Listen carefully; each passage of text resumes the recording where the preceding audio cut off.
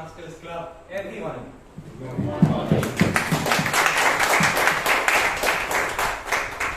So yesterday, at around 2 o'clock, I got a call from my best friend Karan. He told me, Akash, I have a small favor from you. Just a small favor from you. Please be the backup grammarian for tomorrow. But okay, Karan, as long as it helps you and as long as yourself can relax and doesn't need to worry about allotting rules, I'm fine with it. 15 minutes later, I get a call from Karan again. Akash, forget the grammarian part. I want you to be the sergeant at arms tomorrow.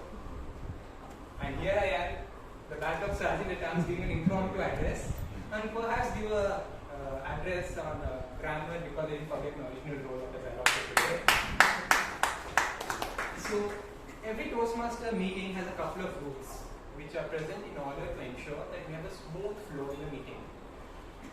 A couple of days back, when I was writing my semester in examinations, the invigilator came from the front of the class, sat next to me, opened his phone, and began to play the game Subway Surfers on his phone. In order to not disturb the speakers who come here, I got disturbed with my invigilator's phone.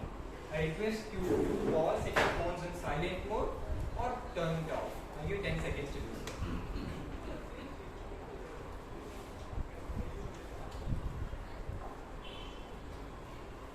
Done? Done. Now the second rule involves not speaking about topics regarding sex, religion or politics in order to not hurt the sentiments of the other members of the class. But my dear Toastmasters, do not refrain from laughing because I can assure you this is going to be a great meeting. So are you ready? Yes. So now I'd like to introduce someone very special. This person happened to be the first person who spoke to me when I entered this club as a guest.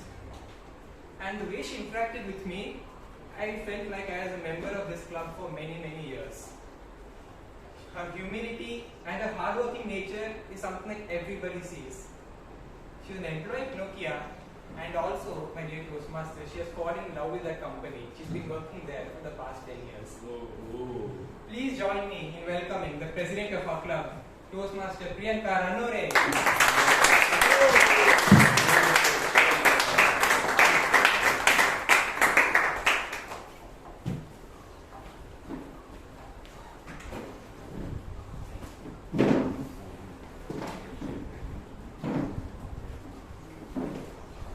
Thank you so much, Toastmaster Akash, for such a wonderful introduction.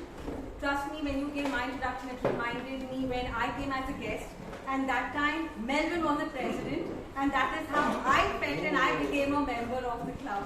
Thank you for such a wonderful introduction. Fellow Toastmasters and your guests, a very good morning and a warm welcome to Bangalore Toastmasters Club.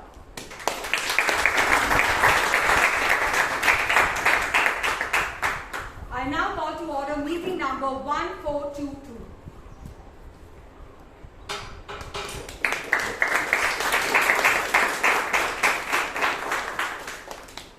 Before we proceed further, I think it would be nice if you also know what happened in our previous meetings. To share us the highlight of previous meeting, we have someone who's very enthusiastic, and I consider him as a powerhouse of energy. Ladies and gentlemen, join me in welcoming none other than our Secretary Toastmaster Brian.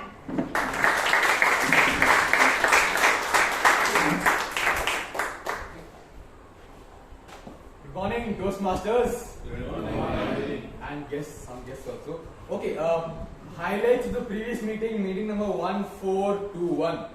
With the date 22nd March 2024, the theme was Life is a Painting, the world is a canvas, you are the artist. The word of the day is splendid.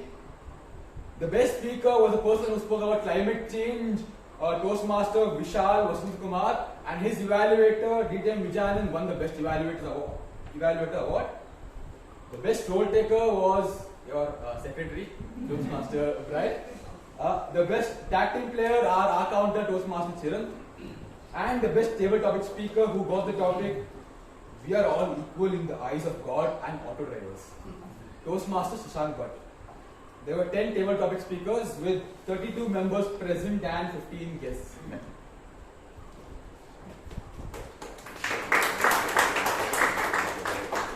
I would like to know, are there any amendments of the minutes of meeting of previous meeting? No. I would now like to pass the minutes of previous meeting 1421.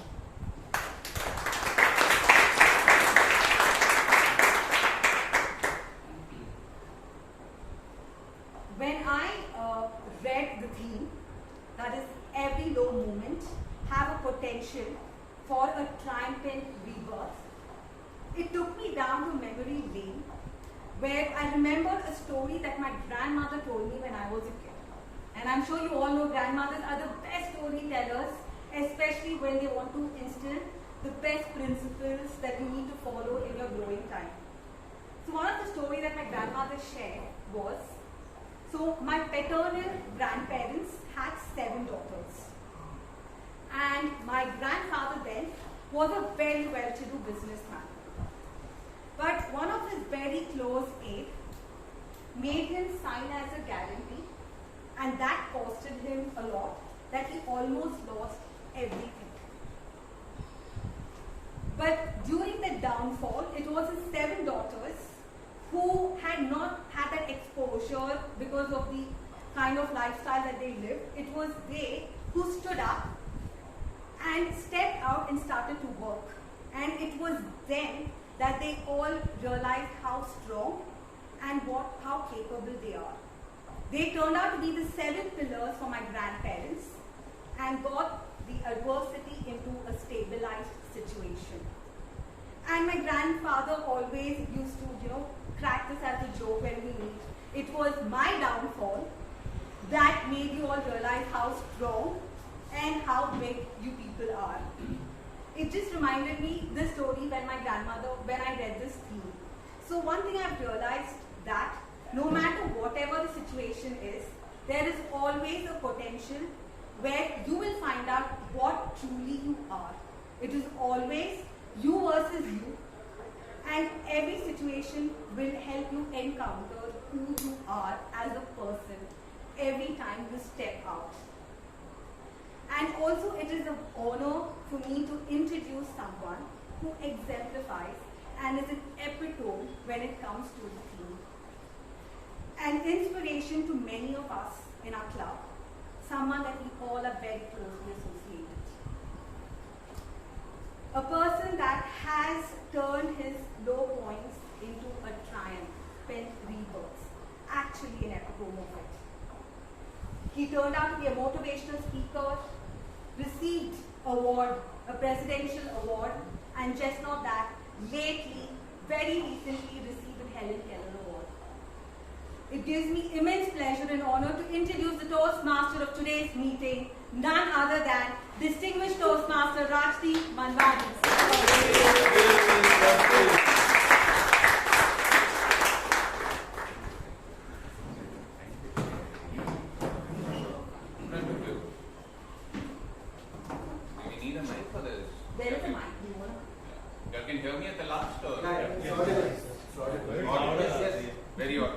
Thank you so much, Priyanka, for that wonderful introduction.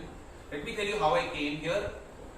Around 2 weeks back, when the meeting of an outdoor meeting was announced, Jose Paul called up one of the most handsome Toastmasters in our club to become the Toastmaster of the meeting, and he refused. Around a week back, he called out some of the most popular Toastmasters in this club to be the Toastmaster, and he too refused. 4 days back, he called one of the most magnificent Toastmasters of the club for hosting this meeting. He too refused. Just 2 days back, Jose Paul called me and he said, Rajdeep, you must be the Toastmaster of the meeting, and I couldn't refuse him 4 times in a row. So that's why I'm here. So thank you, Jose Paul, for calling me for this meeting. It's been an amazing thing to have this meeting in an outdoor facility, and thank you so much, Priyanka, for that wonderful introduction. There was this insurance salesman who went to a manager of a firm and he told him, you have to buy this insurance policy. And this manager refused him again and again and again. And at one point of time, the manager got so irritated that he told him, see here, you can come back after 15 years. The insurance salesman had a low point, but as he was walking out of the door, he looked back at the manager and he said, "Sir, after 15 years, do you want me to come back in the morning or in the afternoon?" The manager was so impressed and he laughed so much that he called him and gave him a big insurance policy. And it's very true that in every low moment, there is a potential for a triumphant rebirth. I remember around 2 years back, I was called in a college and I was talking about disability and interdependence, etc. And it was so difficult because they had so many wires on the stage. I finished my speech, but as I was walking around, I tripped on a wire and fell down. And imagine I'm talking about interdependence and disability and I've fallen on the ground, and it doesn't paint a very good picture. I was feeling very low. But at that time something very handy came in. My mic was on and I said, without getting up, "Students, now I'm ready to take questions from the floor."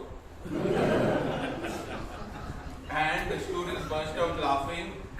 The entire matter was forgotten. And I think so, just keeping your sense of humor, keeping your posture at that particular point of time helps you to understand what you can do at that particular point of time. Do you know that the Toastmasters movement also didn't start off so smoothly?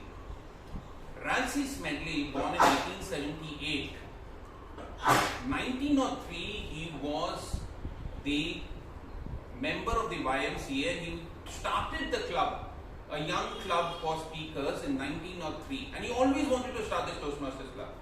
In 1904 he made another attempt, it failed. In 1908 he made another attempt, it failed. In fact, he was at a low point because in 1904 he got married to his long-time love, Betty, and they didn't have a child till 1915. And he was grappling with his personal problems, he was grappling with his problem of starting a new club. Nearly after 20 years, in 1924, Ralsei Smedley started the first Toastmasters Club. He had his low moment of his personal life, he had a low moment of his own professional life, and at the age of 46, after trying for 20 years, the first Toastmasters Club. And if we are here today, we should all be thankful to Ralsei Smedley. And every Toastmasters meeting, as he structured it then, nearly 100 years back, is the same as it is today. It's the same as it is today. We have 3 sections, a speech, where a point where actually you give birth to your speech by giving a prepared speech, and then when a child is born, there will be some ups and downs, some people falling sick, and sometimes you'll have to take immediate decisions. That's the table topics. You'll feel a little sick when you come on stage because the topics might be a little difficult. And finally, the rebirth happens in the evaluation when you get a feedback, and that feedback will tell you how to prepare for the next meeting.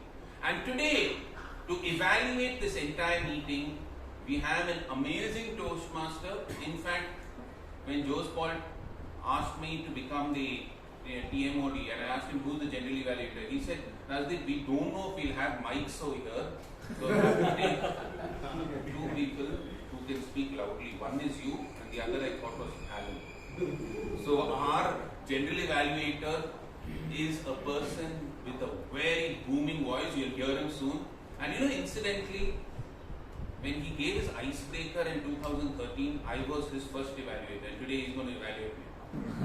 Secondly, you should also know that he has a documentary on YouTube which is on frisbees, throwing frisbees, which has been featured in the Sandan Film Festival.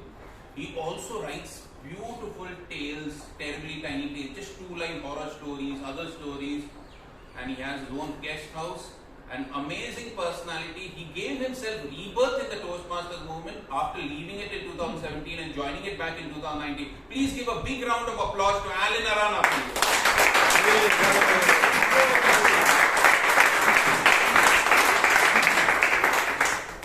He will be assisted by 3 auxiliary role takers, whom we call the tag team.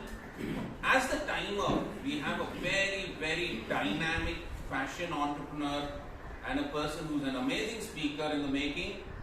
please give a big round of applause to Mansi Bihani. Mansi, please. Good morning, everyone. So, Karunakar is home to nearly 6,000 trees, and all of them originated from tiny, unassuming seeds. Imagine them buried deep under the earth, enduring darkness, pressure, and isolation. But within that struggle, the seed gathered strength, and with a single crack, they broke through the surface. They resurrected to form these beautiful, majestic flower and fruit-bearing trees. This reminds us that even the lowest movements hold the potential for a triumphant rebirth. And what makes this transformation possible? Time.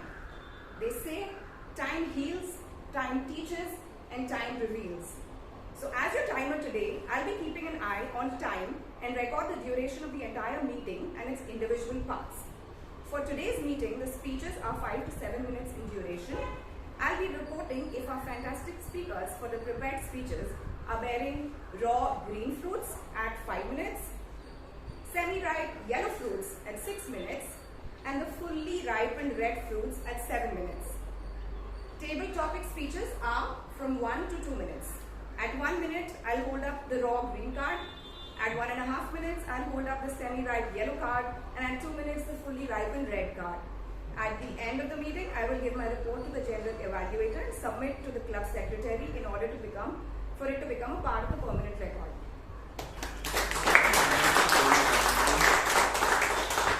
I think so she should have done her PhD in botany. Seeds, fruits, everything came other than fashion. Okay. As an R counter, we have a business development manager who sells PCBs and now is looking for fresh opportunities. Please welcome with a big round of applause, Sampath. Good morning, Toastmasters and my dear guests. Good morning. Good morning. As an accountant, it's my responsibility to keenly hear and observe and make note of all the unnecessary catchwords, filler words, and repetitive words like and, so, but, well, you know, like, and unnecessary pauses used by anyone takes the stage. I'll share my report to the general evaluator and call the ball at the end of the meeting. Over to you. Thank you so much, Sampath.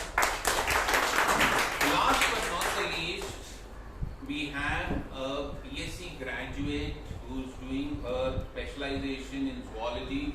She loves wildlife, that's why she spends most of the time in pubs and bars. Please welcome Shreya Sadugol as the grammarian. Good morning, Toastmaster India guests. First up, I would like to clear that is not what happens.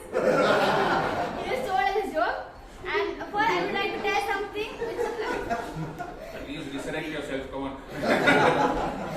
Okay, so I would like to tell, I wrote something for an outdoor meeting. So, here it goes. Is fire traffic causing you an issue? ExCom said, we are coming to rescue. When members said they wanted a change, Priyanka went all out and said, worry not, for we will arrange. And yeah. So when Joseph kept Akash as backup grammarian, he thought I'll back out from grammarian, but don't worry, sir, I got it. So as a grammarian, I'll be taking note of the good usages and the not so good usages of the grammar used by speakers and everyone. And I'll give the report at the end of the meeting. Thank you.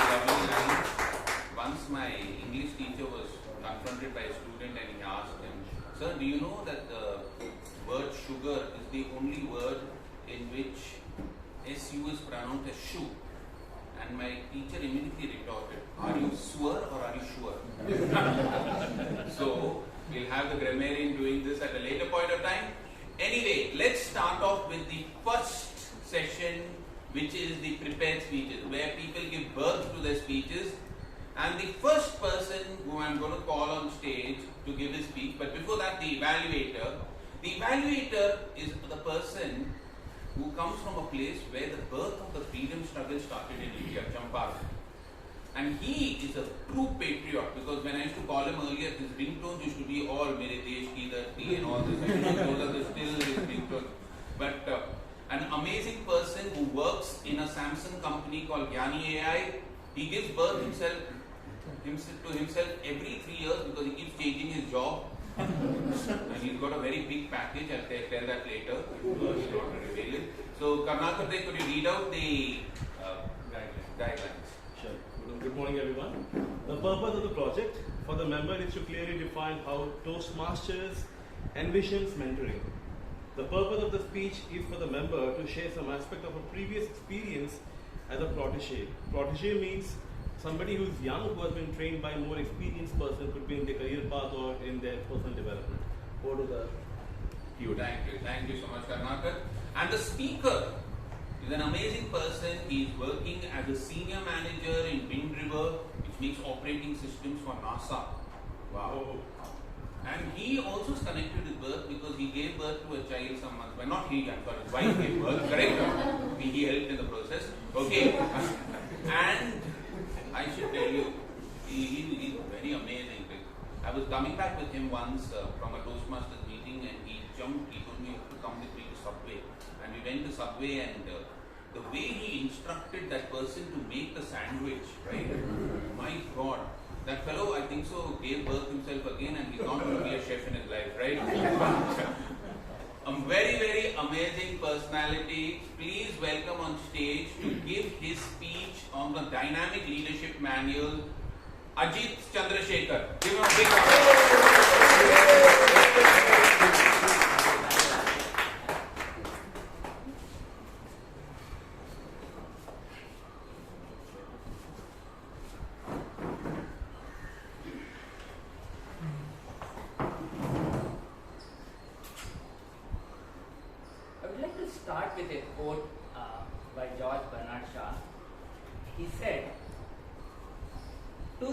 define you in life. One is your patience when you have nothing, and another one is your attitude when you have everything. And the person who helped me build this patience and attitude throughout my life is none other than my mother.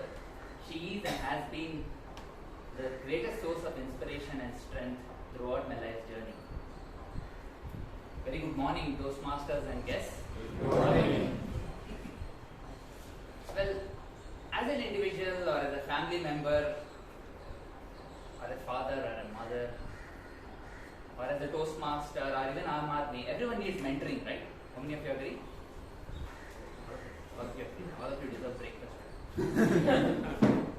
Mentoring is not easy. It's not just a plain feedback. Mentoring is something I feel you need to show empathy.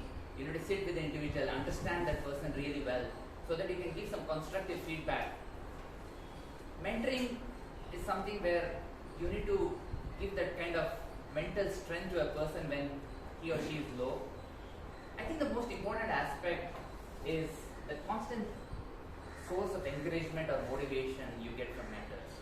And at the same time, building the trustworthiness in an individual. So these individuals are the people who seek some help or support, and they are called mentees or protege, as Karunakar said. Well, looking back at my own life, certainly it was not linear.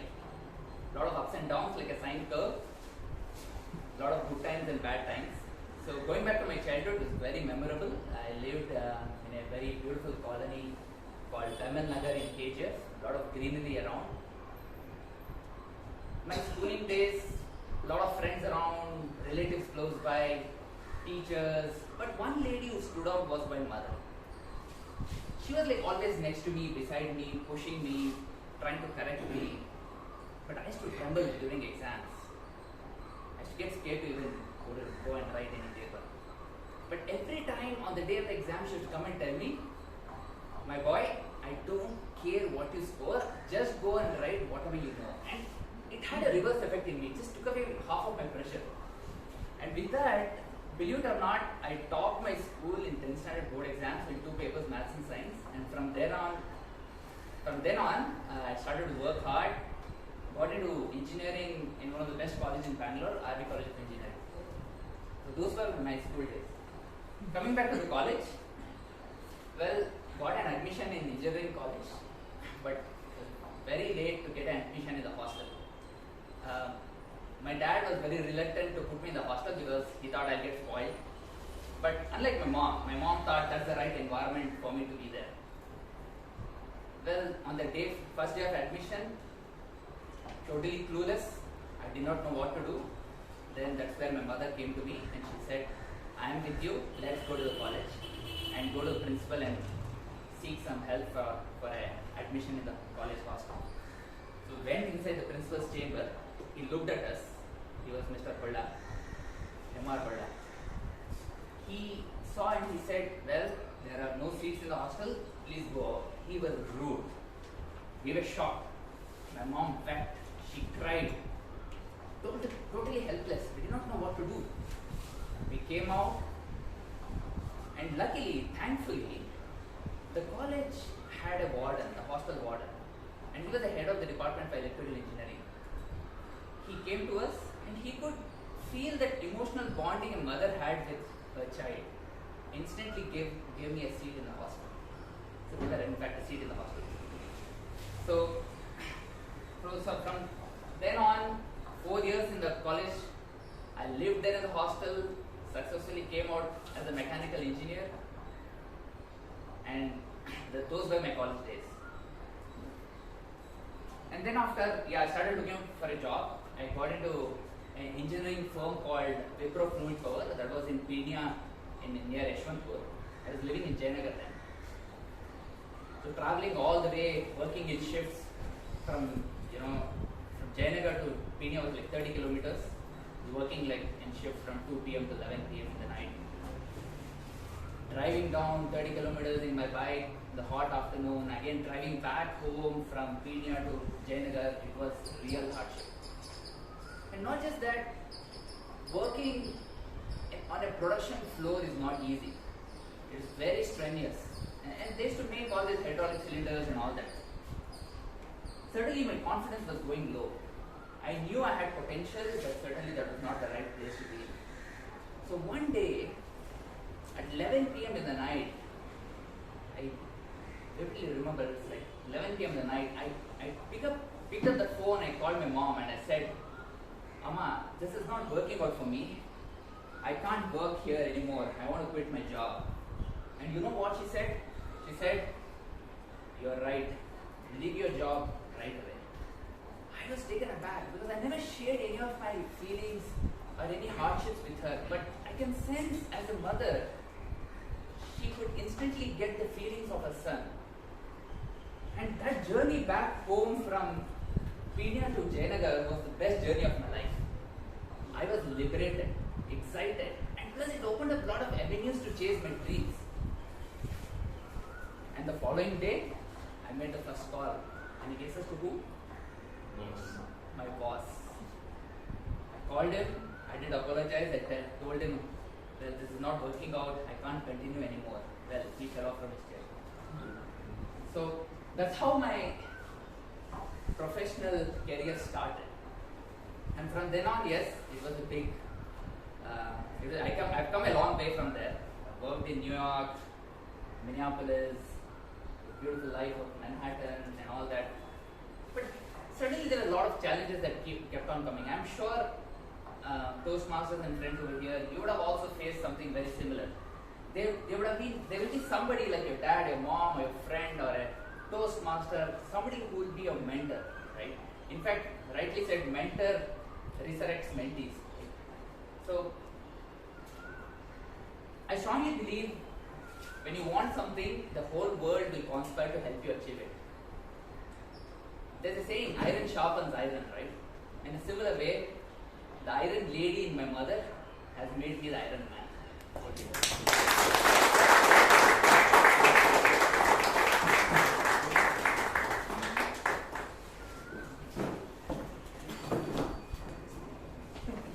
Thank you so much, Ajith, for talking about your mentor as your mother. I remember I was working in Sivananda Electronics and I was sent to Nasik to do a sales call over there, and I felt the same frustration. I called my mother at 11:30 in the night. You called her up at 11, right? And as soon as my mother picked up the call, I told her I want to leave this job. She told me, stupid, if you're going to call me up at 11:30, I'm sleeping, do what you want, but don't ring me up again at 11:30. Anyway, different perspectives, different timings, correct? Now the next speaker we have, before we call the next speaker, I'm going to introduce the evaluator for the next speaker. The evaluator for the next speaker is an evaluator, is a software architect. An amazing person because he not only does his job, but he also is the president of the Resident Welfare Association of his apartment, and now he's spending a lot of time conserving water, right? And most important thing about this fellow I love is when I travel with him behind his bike is his infectious laughter. I just want him to laugh before he eats out the guidelines.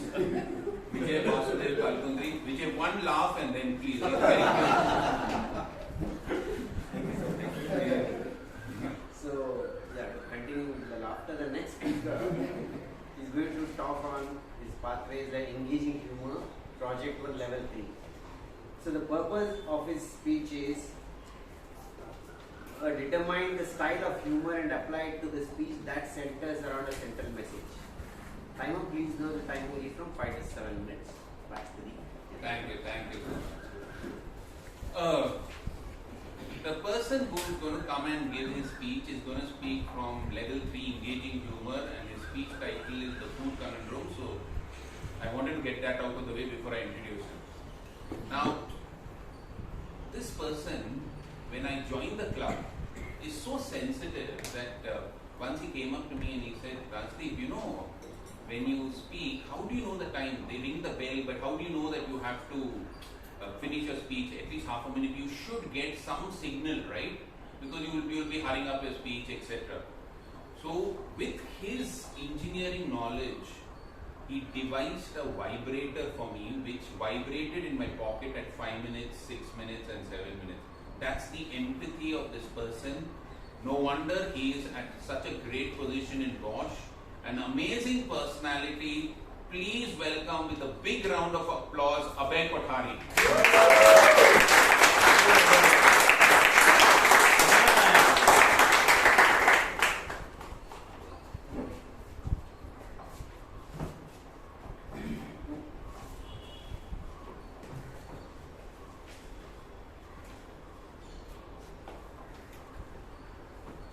Now I want you to think back for a moment and go back to your school days.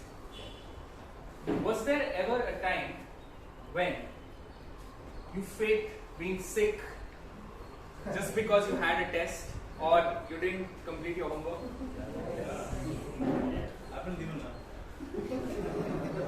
Now, with me, the moment I would fake being sick, I would get caught. Okay, and my father would instantly pack me off to school. I was a fairly decent student and I would never, get worried about tests or finishing homework because I would always do that. The worst part of every morning for me was drinking that glass of milk and having my breakfast. Oh, how I hated having breakfast. How I wish I could skip breakfast every morning. How many of you were Complan boys or girls? Did your Tanki Shakti and Manki Shakti come from Bonvita? Or did Horlicks or Milo, make your milk time interesting? But for me, it was just plain milk with a little bit of sugar.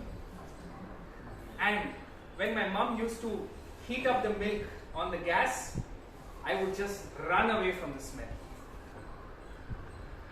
But that was only part of my dilemma. Next came breakfast time.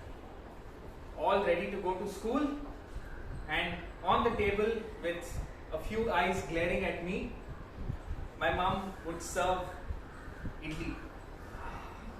How I hated idli. Pongal, white paste with pepper that burnt my throat. Upma, concrete. Who likes upma? I still hate it. Melvin? That's the breakfast here today.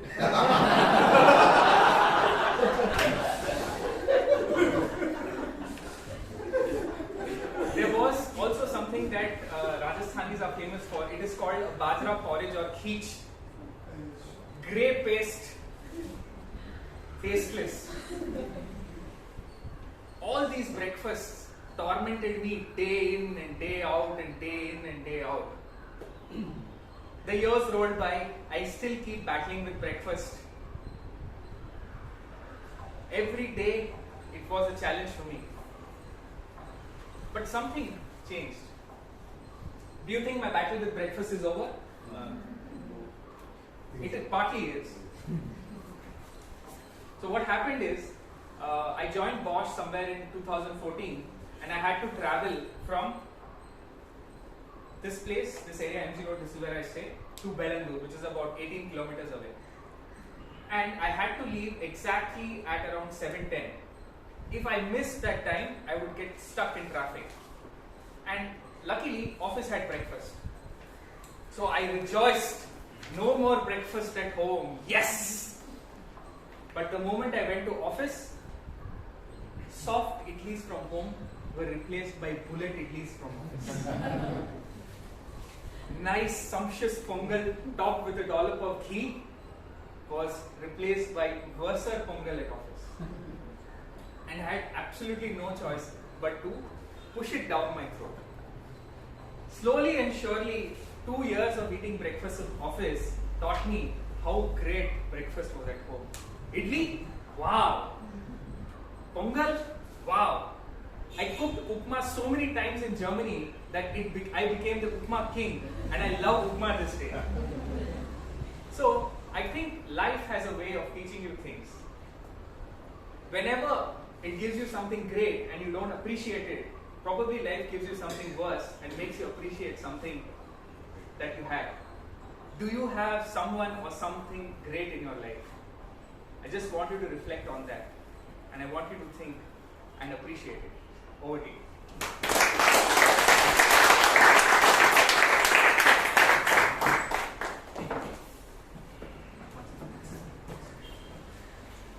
You have something or someone great in your life. Great to have you in the club, Abhay. Please give a big round of applause once more. Seriously, the food conundrum. I was sitting and eating upma once at my house, and my son wanted to speak to me. He said, "Dad, I want to tell you something." I said, "Don't disturb me while I'm having food." I finished the upma and then I told him, "What do you want me to tell you?" He said, "Dad, there was a cockroach in your upma." So there is a food conundrum, correct? Coming to the next speaker. Before we go to the next speaker, let's introduce the evaluator. Now let me tell you something. Mahatma Gandhi said, "See, Rajagopalachari was his conscience keeper." Like that, we have a conscience keeper of our club. He is an amazing person. Let me tell you, a great data scientist. He believes in data, but something which I love about him is his care for others. And I'll tell you that. Priyanka told you I got the Helen Keller Award, but she didn't tell you one thing. The person who recommended me for the Helen Keller Award was Vivek, Vijayan. So please give him a big round of applause.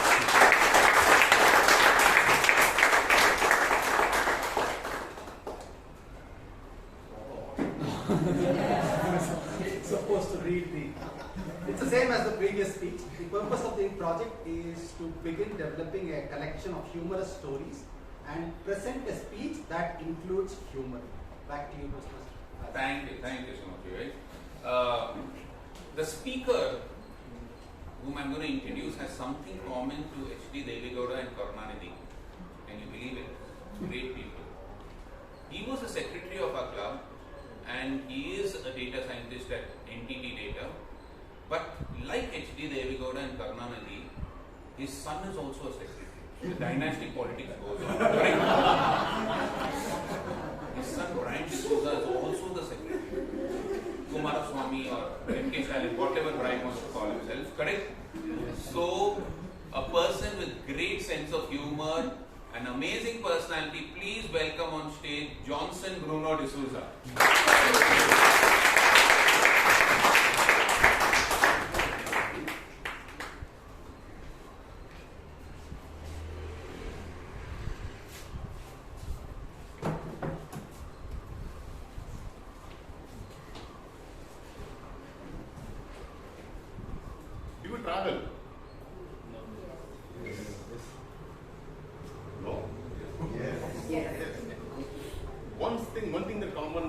back from where you traveled, we have a lot of stories.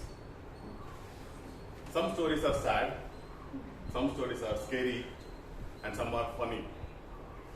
Today I'm going to tell you some stories that happened way back in 2018 when I visited Poland for a 4-week business trip. I landed in Poland on a Wednesday in a city called Gdansk. The following weekend, I wanted to travel all the way to Krakow. That was around 700 kilometers from Gdansk. The train was booked.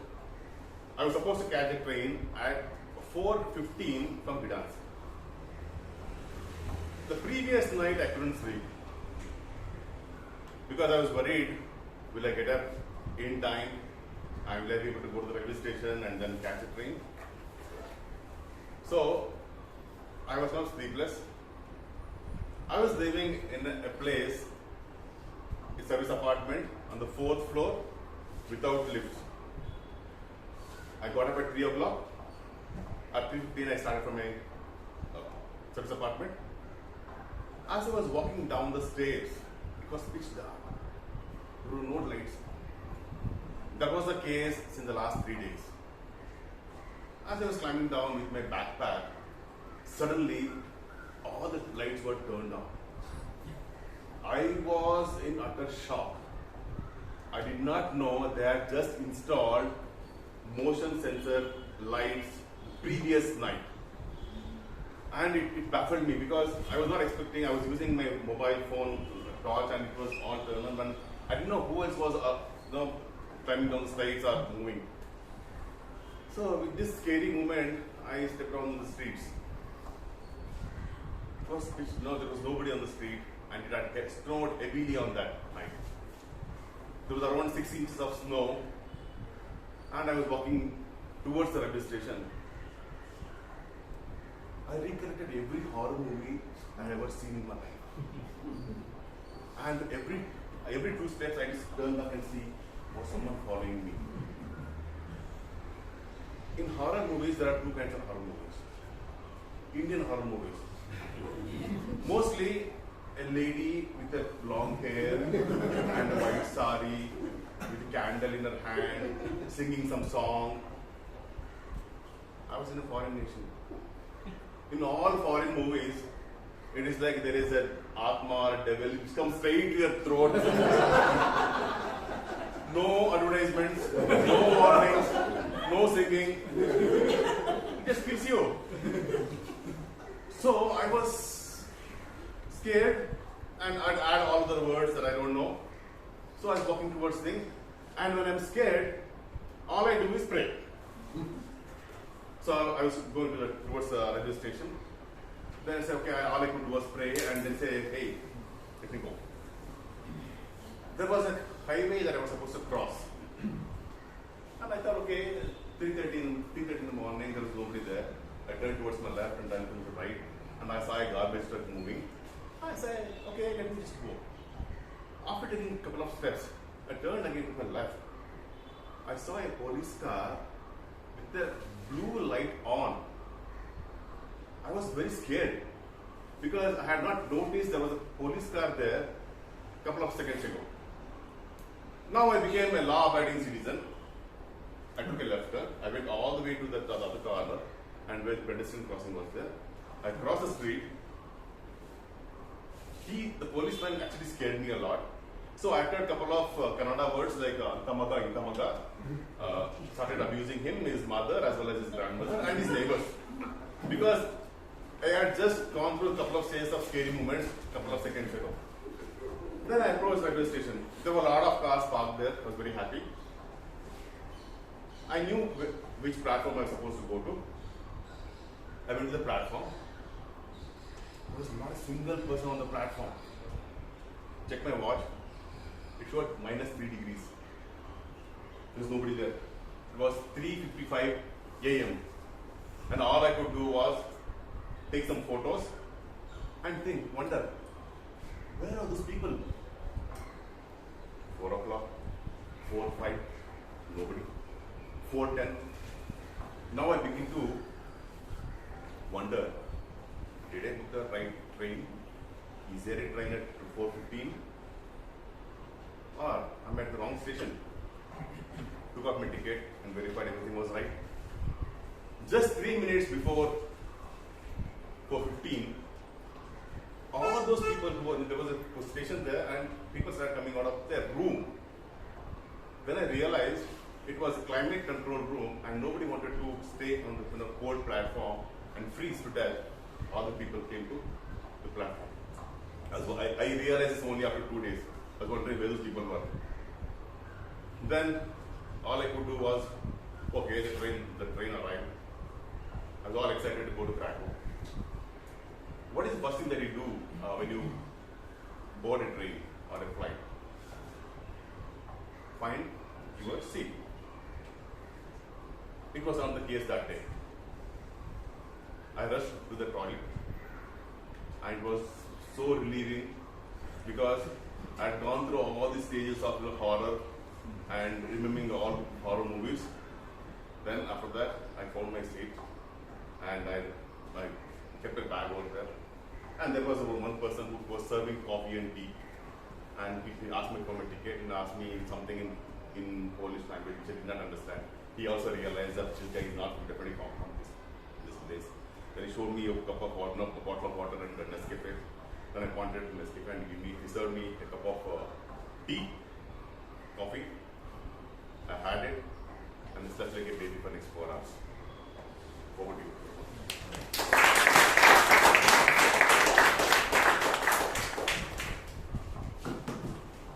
Thank you so much, Bruno. I could relate to your Indian horror story. When I'm at home also, there is some lady following me. And I keep wondering who it is, and then instead of singing, she shouts at me. Generally my wife. Correct? So thank you for reminding me of my house at this outdoor meeting. Okay, now guys, we have an option. Do you all want to have a break or do you all want to continue? Break. You all want to have a break? There is no toilet, so you have to go behind the bushes and all. Break, Priyanka? Yeah. Okay. So since you all want to have a break, we'll have a break for 5 minutes, your bio break and your networking break, and we'll be back immediately after 5 minutes because otherwise we'll get late for breakfast. Okay? So let's take a break for 5 minutes and we'll be back in time. Bring to your My bad. It's not all pubs, don't worry. I hadn't introduced the word of the day before. I just want to do that now. The word of the day is resurrect. The meaning is restore to life. It can be used in a sentence as she resurrected. Thank you. She resurrected hope in the hearts of her community with the inspiring words. Thank you. Over to you. Thank you so much. She rejected her role as a grammarian by getting the word of the day. Keep it up. Excellent. You all might have heard that around 3 days back, one of the greatest economists of our time, Daniel Kahneman, died. He wrote a book called Thinking Fast and Slow. Have you heard of him? Yes. Yeah. And he got the Nobel Prize in 2002 and he talks about thinking slow where you're rational and thinking fast where you're a little intuitive. So the next session is about being a little fast. For example, he gave a prospect theory. I'll just give you all this clue and the foundation of this theory. He said that let's say a bat and a ball cost rupees 110 together and the bat is 100 rupees more than the ball. What is the cost of the ball? If you think fast, you'll say 10 rupees. Right? 10, 100. But actually the cost of the ball is 5 because 5 add 100 to it becomes 105 and makes 110. So sometimes we make decisions slowly, sometimes we make it fast. But this session calls for very fast decisions and we have this session being evaluated. It's the table topic session, right? And we have this session being evaluated by an amazing student of mine who is really an amazing teacher. You should just hear him talking about tax, talking about anything about life. So please could you give the evaluation details, Shashank Bhat.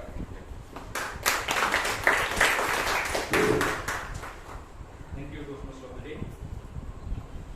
The member is attempting active listening elective project from innovative planning Bhat.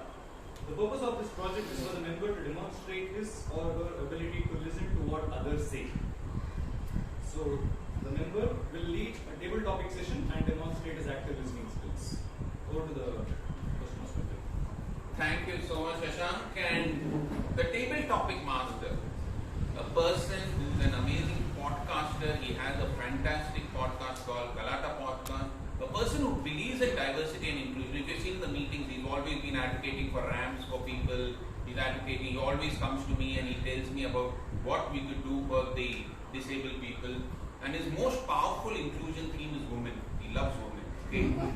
So a person who loves inclusion, a person who loves diversity, a person who's a podcaster, a person who has the MBA degree and I don't know what all. Please welcome on stage the table topic master Puneeth Suraana.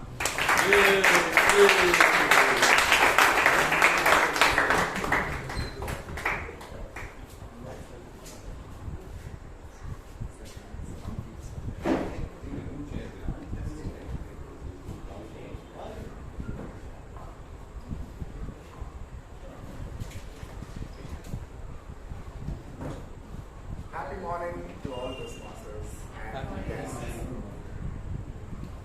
I find it very hard at times to interact with my niece and nephews because they have endless questions and they have endless number of whys to this, why to that, why to this. So far I have survived till the third why and then I can't resurrect myself. So I'm going to pass all of those questions that I have been thrown at you and let me see if we can survive 2 minutes. And that is going to be the format of the topic.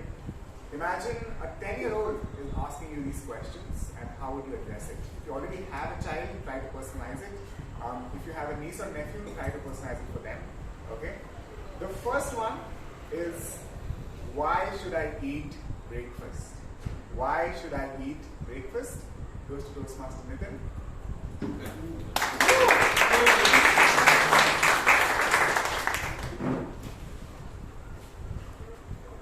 morning, Toastmasters and guests. If there are any, have we got guests? No guests. No guests. Yeah. Now, my first response is breakfast is something which the champions will take for a kid, right? So, breakfast is a nourishment. Unless you start eating it and liking it, you will end up like Abhay Kothari, who will start hating a breakfast. So that's important to the 10-year-old. I'm going to tell that you have breakfast. That's number one. You will become a champion because when people in the school try to bully you, you should show your strength. That can come from breakfast and not with a lunch and small dabbas. So have a good breakfast, sumptuous breakfast, and you will be able to resurrect yourself whenever you go out in the world if you are down. Normally what happens is when you are down, good breakfast keeps our mood up. So that's important for the child to have a good breakfast. That's what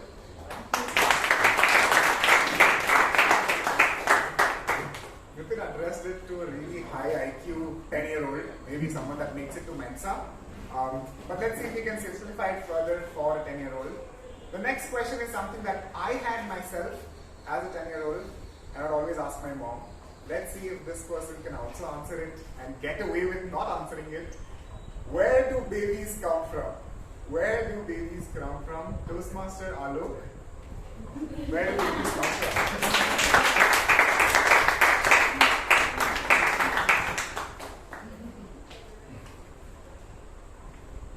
Different stages of childhood, different answers to this question, I assume.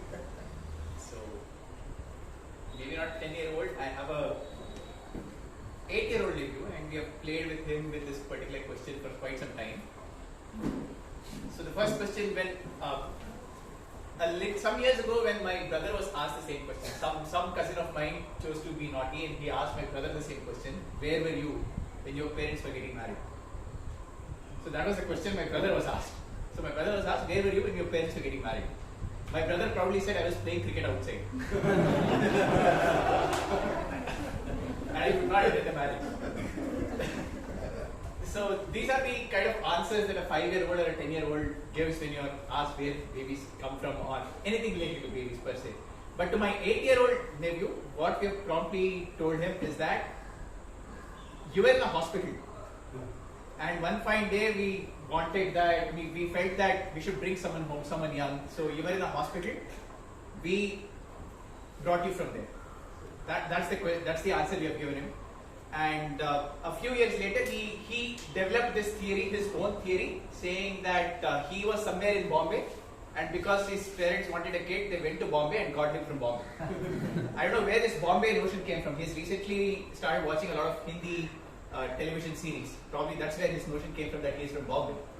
Now, cut to 2024, and there is a cycle, right? History repeats. So what my cousin asked my brother, I chose to ask my cousin's son. So he's from the next generation. My cousin's son is obviously the next generation. So I asked him the same question. Where were you when your parents were getting married? I asked him the same question. And this guy is now thinking. I mean, that's the generational difference. My brother was innocent. He was playing cricket outside. This guy, he turned out to be very intelligent. He ended up saying, when my parents were getting married, I was in my mother's stomach. So this is how generations change. Probably answers need to evolve and change as well. Puneeth, I hope I've been satisfactory.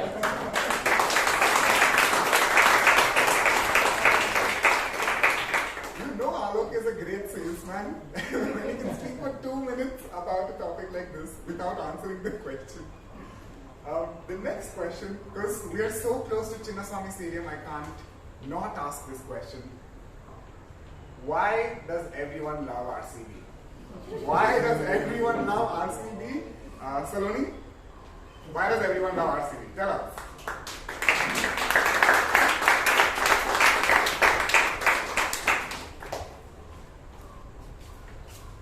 So, when IPL started, me and my husband, we decided that we have a plain sheet of paper, and this side is written Saloni, this side is written Gaurav, and we have a score. So before the match starts, we have to guess which team would win.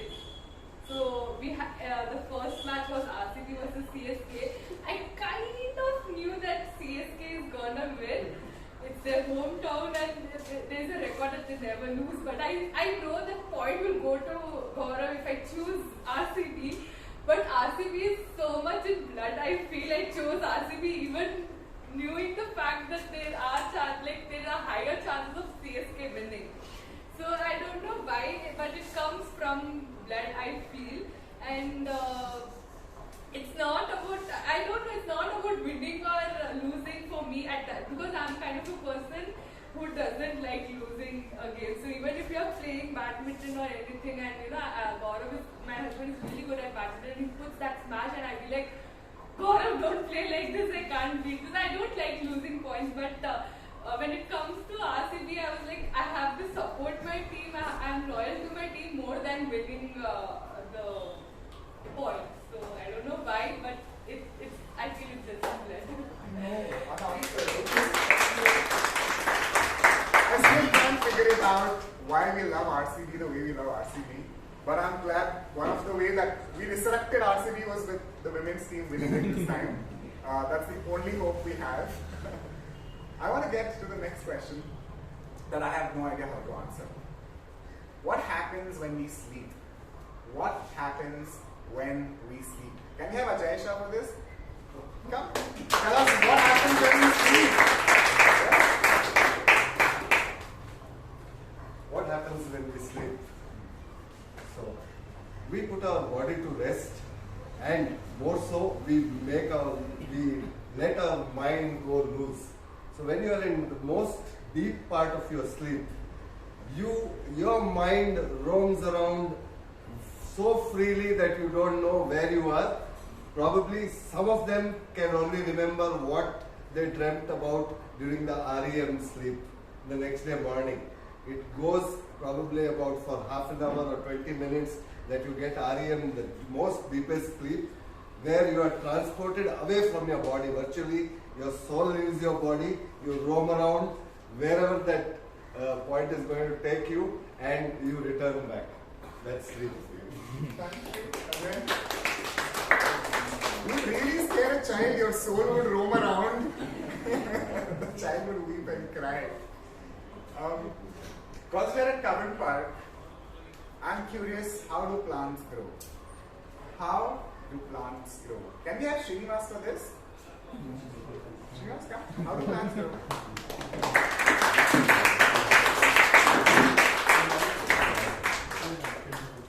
Tell us how do plants grow.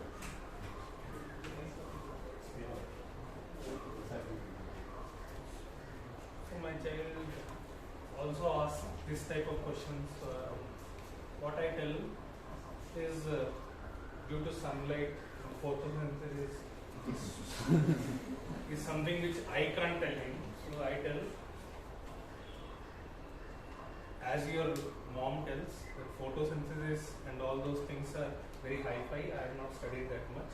So I tell that it's like the child, the plant is also like a child, and the parent, bigger trees feed them and nourishes them, and like your mother is feeding you, like that plants also grow along this. With that, there are support people like your grandmother and grandfather. They come and pour water, nourishes you, and there is a father-like person who gives you sunlight. So sunlight gives that power for you to grow and nourishes, like how you are growing and becoming. Lovely.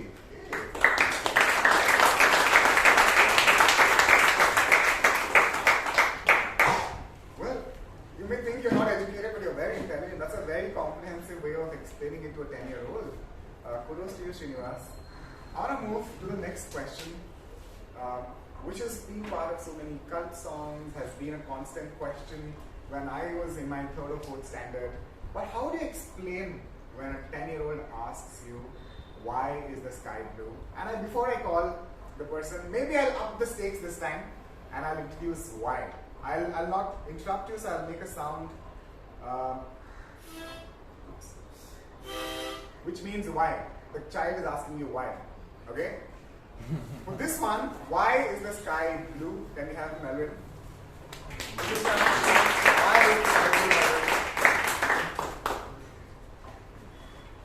I love children, and there are so many children I've seen, but never any child asked me why is the sky blue. But I think if a child does ask me why the sky is blue, I would turn the question back to them, and you tell me why is the sky blue? Because I've really never thought about it, and I'm sure many of you would say now you'd have thought about it, but I've never thought about why the sky is blue. Having said that, we always look forward to seeing a blue sky. Being in the airline industry, you know, when you're on a flight, you always think, wow, you see the sky and it's so blue and it's so lovely. And it's a different view from up there. When you travel to many countries and when it's cold and it's, you know, there's snowing, everyone asks you, when are we going to see the blue skies? When are we all they talk about is the weather. So, but I suppose if I'm supposed to answer this to a child, I'll say, well, the sky is blue because it makes us feel nice. Why? Why? Well, I'm sure they are exactly like this. They'll say, why? And they know that sometimes you don't know the answer. So there's nothing wrong. You can say, well, you tell me why is the sky blue? That's what I was.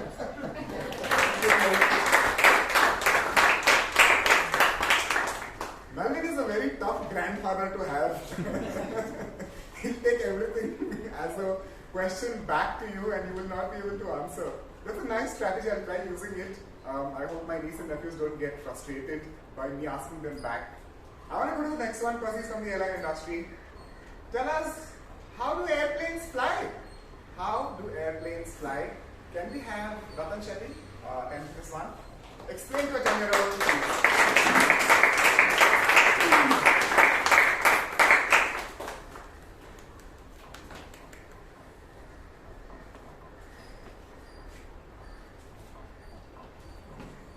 there is a song by the artist Bette Midler. Have you heard it? It says, "The wind beneath my wings." So it has nothing to do with airplanes, but that is the explanation that I would give to a 10-year-old. So how does an airplane fly? An airplane flies because there is wind beneath its wings. Why? Yes, so that is the root cause analysis, which is a 5i process. So why is there wind beneath the wings? Because the wind gets generated by its engine. So why does wind get generated by its engine? Because there is a fuel that makes that wind get, generate the whatever energy which is required. Why is there fuel? Because there are people who want to fly on the airplane, right? So why do people want to fly on the airplane? Just like we want to come here on a Saturday morning because Friday is occupied and we have to attend the Toastmasters meeting. So that is why airplanes fly, so that people can travel to their destination. Yeah? And that is the only reason. And it is the form of transport that will reach you very quickly, because you do not have all the traffic on the road, you do not have all the obstacles, and you want to reach a place in 2 hours instead of 24 hours. So you take the best route. You have no friction, you have no challenges, and you reach on time. So the wind beneath the wings makes you fly because you have to reach people through the sky.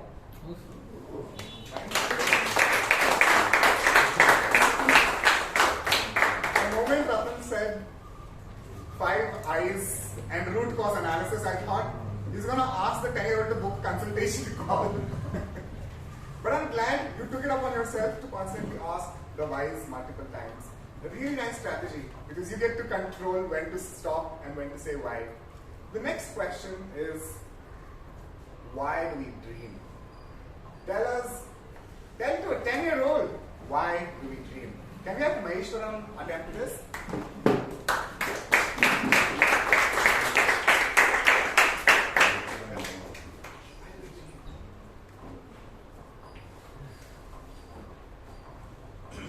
Why do we dream? Of course, I recently come a couple of meetings back, one of the table topic master was telling, when everyone was sitting on the other side, whatever topic comes, we think that actually this topic would have come to me, so I don't spoke well. So I'm lucky to again have this topic. If I have sat there, but you want me here, because I have the answer. Why do we dream? Dream is one of the fantastic things where you get to have a lot of things when you are asleep. Even very recently, though I am 36, very recently I come across a dream where I was a kid and playing with my school street friends, which I had way back during my 5th or 6th standard actually. Sometimes in dream, we get a lot of horror things or paranormal things come across. Why? Because you would have seen the movies the previous night, that's why. So dream is just one of the things, sometimes we will be at the edge of the dream where about to die kind of things also dream I come across, and kind of war where someone was shooting against me. Then suddenly I wake up, I say, yes, God, I'm alive now. So dream sometimes make you to give a lot of kick. That's one way of dream. The other way of dream is becoming what you want to become. Yeah. So whether you want to become what you dream about, you want to become a doctor or a lawyer or scientist, that is one way of dream. So you can take whatever dream you want to take it up. Back to you. Thank you. Was Maheshwaran brought up horror? Do ghosts exist? Are there ghosts in reality? Try explaining this to a 10-year-old. Amrit, you want to take this up? Do ghosts exist?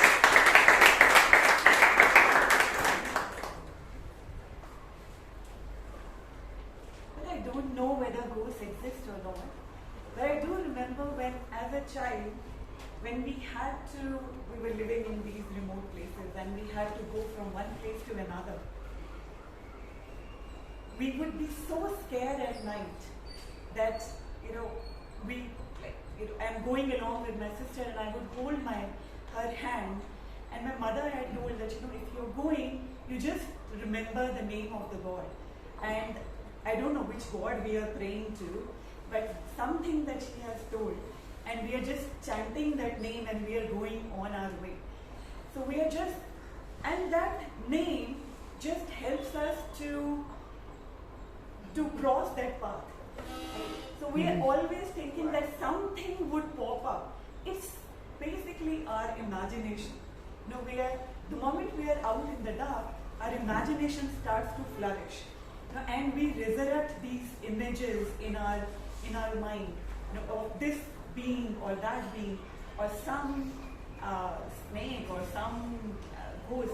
So some forms, and they are, even if they are not there, they are just in their mind. And in order to help those images to settle down, some form or some help that we get from our parents that helps us to cross that path. Which is not like Bruno. The moment you get scared, you think of your horror movies and you start praying or you start chanting. I'm curious because every single morning I had this question growing up: why do I have to go to school? Why do I have to go to school? Jos, would you like to attempt this? I'll explain it to you. For the Toastmasters and dear guests, the moment Puneeth started his session, the first thing that came to my mind was when I became a parent, and a few years after my son grew up, he was asking a lot of questions, and I went and bought him this book of why. And from then on, for any answers, he used to look into the book, and I really didn't have to answer anything. So now when this question is put to me, I'm in a fix. So this, obviously this question was not there. Why do you have to go to school? Yes. Now, if I were to explain it to a 10-year-old, I would put it in a very positive manner, and I would tell him about all the successful people that he's seen, all the people that he aspires to become, and I would tell him that yes, they were educated and they learned a lot, and because they needed knowledge to get to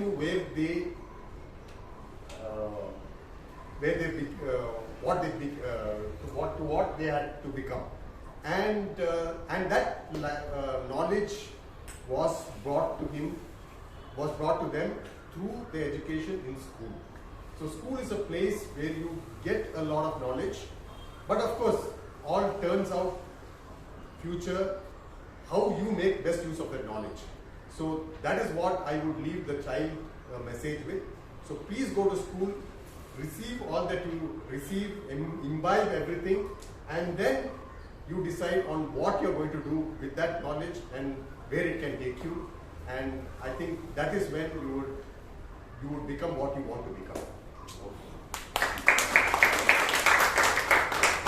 Such smart parents we have here. Book of wine. And this is out of syllabus question to you.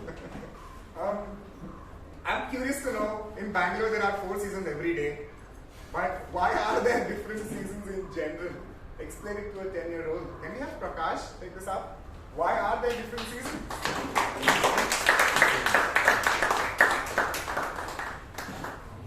Why do we have different seasons, Prakash? Good morning, dear Toastmasters. Good morning. Why do we have different seasons? Yes, it is needed. Like life has different experience.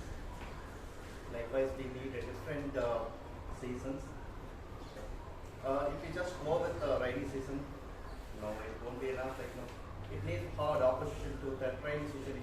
It need a hot season to dry up the rain, right? So otherwise, if ever you flood it out, like experience in Bangalore for like one side, and last year no rain at all. So it's kind of a balance I feel, and yeah, it's kind of emotional as well, right? Like sometimes we feel up, sometimes we feel down. It's mixed, like it's a creature as well. It's a God's creation. In fact. Why? Why? Because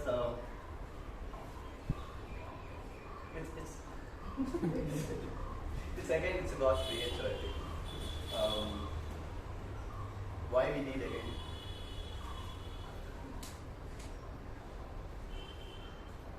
Lovely, nice.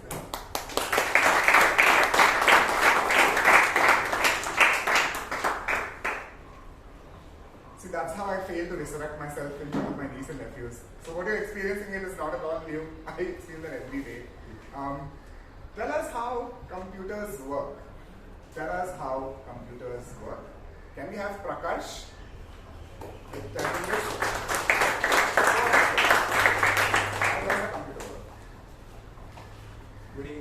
Good morning, dear Toastmasters. I'm getting important. Good morning. So, this whole theme is very close to me, I feel, because I feel I was that boy with my uncle, Kadepapa, and I used to ask a lot of questions to him, and he would just sit beside me, or we'll go for a walk, and everybody will just see how that bonding goes along every day. And that's the memory my mother or aunt shares with me. So, but that time computers were not there, or that. So this is a new question I definitely would not have asked him.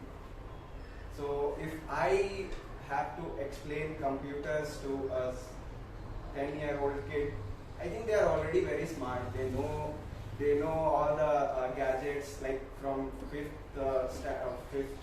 age on. Like they are already very smart. So for them, I feel they know how to use it. But I will explain them the negative aspects of the computers and AI and the internet age, and help them through the ghost stories or through some bad influence stories, which will help them gain the good side of computers versus all the negatives of using computers.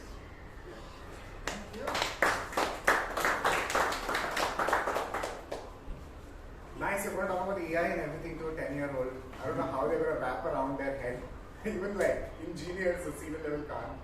But I'm curious to see how computers work. I still don't know how computers work, despite using one for like 10 hours every day. The next question is about, why do people get sick? We've all seen growing up people get sick. Why do people get sick? Can we have Hitesh answer this? Why do people get sick, Hitesh? Explain to your 10-year-old. Come on, raise up.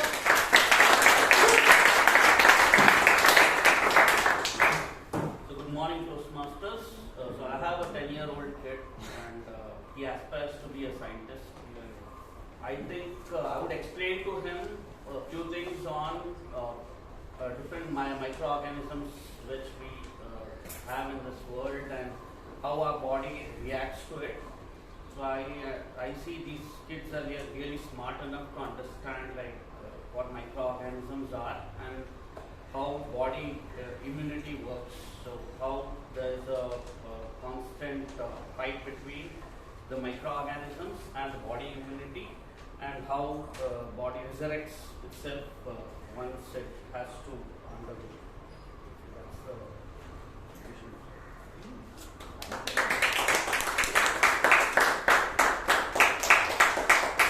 As you're talking about this topic, I'll take it a step forward. What happens when people die? How do you explain this to a 10-year-old? What happens when people die? Can we have Srinivas T take this up? What happens when people die? I know the topic is morose, but let's encourage Srinivas with a round of applause, please.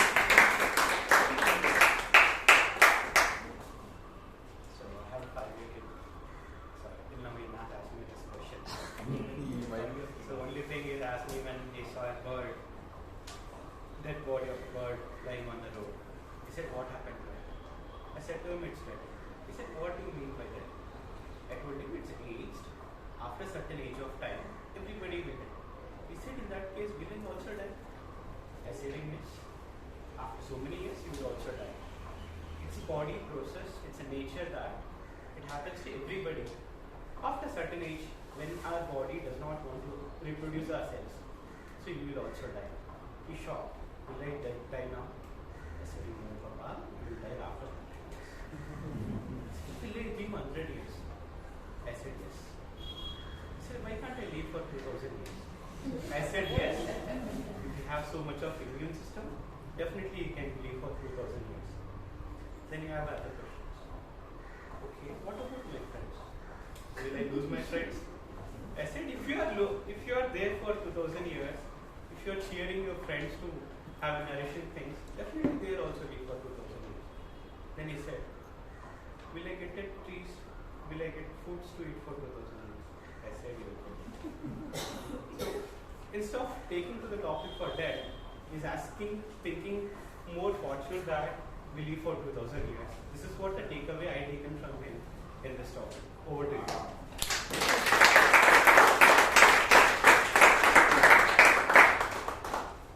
That is such a reassuring conversation.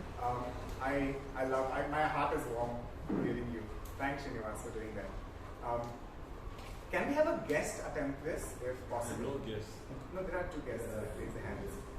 What causes earthquakes? How do you explain this to a 10-year-old? What causes earthquakes? Who would like to take it up? Oh, come along. Woohoo!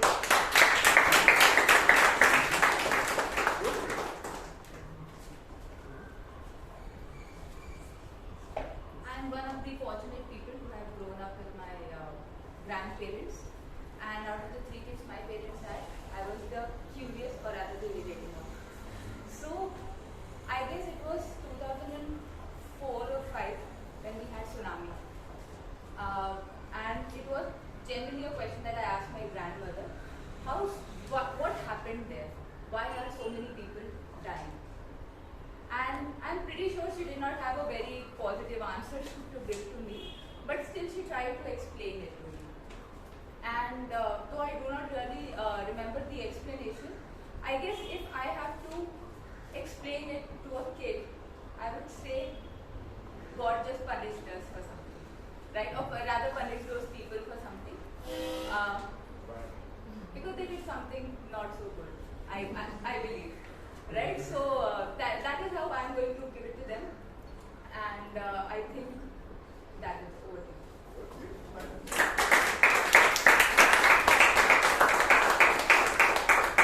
Well, this final one is about why do you go to Toastmasters every Friday evening? Why do you go to Toastmasters? I will use an answer. But Prakash, explain to a 10-year-old why do you go to Toastmasters every Friday evening? This is Prakash, right? Prakash? Both are done. Chetra, would you like to take it up? I'll give you one more, don't worry. But Chetra, would you like to take it up? Why do you go to Toastmasters every Friday evening? Almost done. Okay. 9:45 because we have 30 minutes of the evaluation.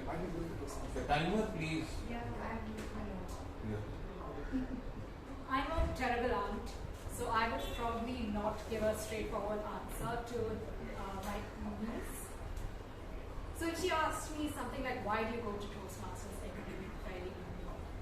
I would probably start pulling her leg and saying something like, you have been after me all day, pestering me with different questions, asking me so many questions that I am tired of putting up with you. And this is why I want to go up to Toastmasters, because Toastmasters, I have people who are nice to me, who don't trouble me, who come up on stage and crack a lot of jokes, and this is what inspires me to come up on stage and also learn how to give you answers that will actually make you stop talking and stop pestering me. So this is probably what I would say to my niece.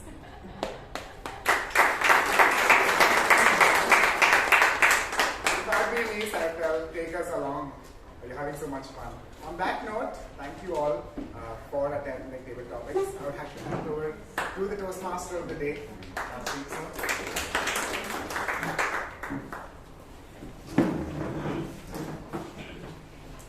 After that amazing table topic sessions, there are only two questions.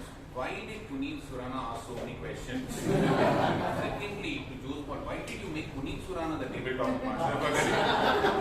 I knew they could have asked those questions, but we don't have the answers for that. We'll ask somebody outside. So, I've answered the question to you why Arana was made the general evaluator of the day. Since we are running out of time, please welcome on stage Arana, the general evaluator of the day.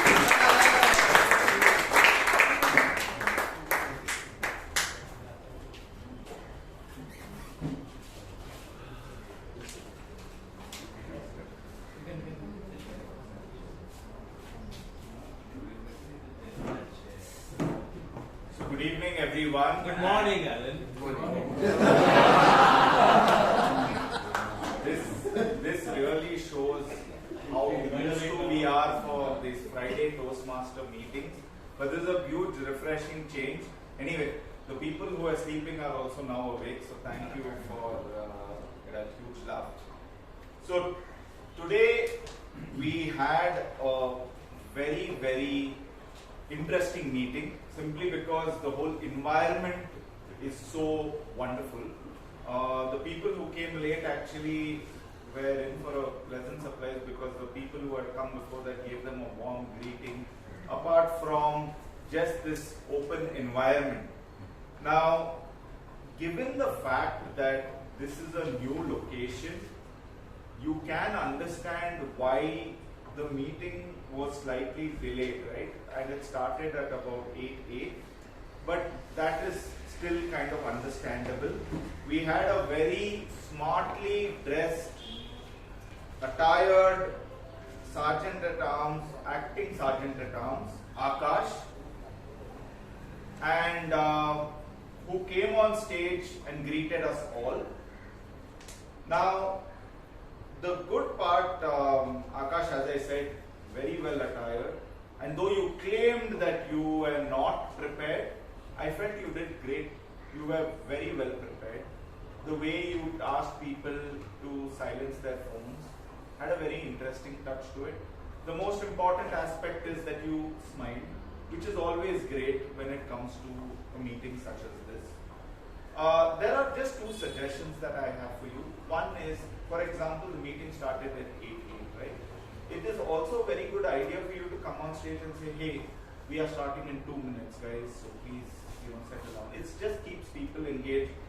There was a point where you came on stage, you stood, and then you just got off stage, and then you came back again without saying. So these are small things that you can, do. And the only other thing is that if you can up your energy level, that is great, because the Sergeant at Arms starts the meeting, right? And that energy carries throughout the meeting. So if you have great energy, right, you can, it doesn't have to be energy throughout, but just that whole thing, it just inspires the next person to take that energy going forward. But having said that, for a job really well done, please give Akash a huge round of applause.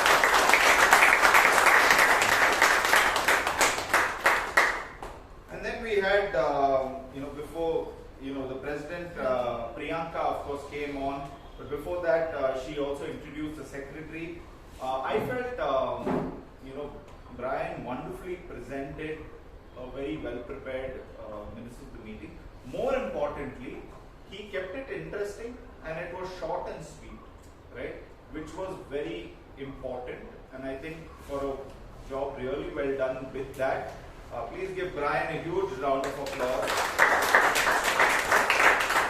Then we had our wonderful President come in, who I heard played a huge role in getting us this wonderful venue that we have today. The very interesting thing about Priyanka is her icon. It's a very great thing to keep people engaged, and she never forgets to smile, which I think when you have guests, even though there are 2, 3, is very important to have great eye contact, make people feel welcome. And another thing that I've always admired about how Priyanka goes about her presidential address, more than not, it's a personal story. And I think people relate to great personal stories, and that angle that she gets is very important. Just two aspects which I think Priyanka, if you could have done, is that there were two guests. If you had said, are there any guests? And you could have either called them out or not, because until the end, there was a confusion whether there are guests or not in this meeting. Right? So that's something that could have really added new flavor. Also, guests feel great having come to this meeting. The other aspect is, as you were talking, you just stood in one place. You can consider moving around for aspects of your speech, so that it adds emphasis, and I think it will greatly add to your storytelling as a whole. Now, before I didn't want to leave this to an end, but let me just talk about the Toastmaster of the day, Rajdeep. What can we say? He has a great sense of humor, as you all saw. And more than just having a sense of humor, it's his grasp of storytelling, which is amazing.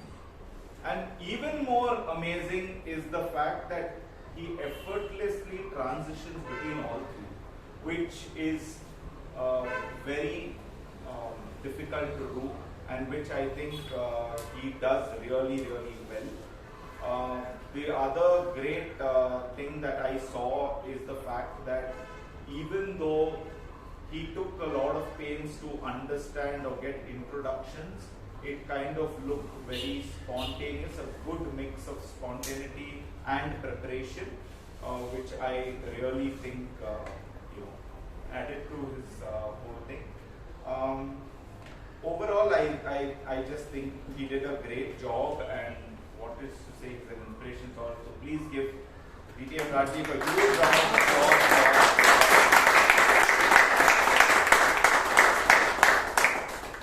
Now, moving on to our speeches, we have our speaker one, Ajith, who was evaluated by Karunakar Dev. So may I just request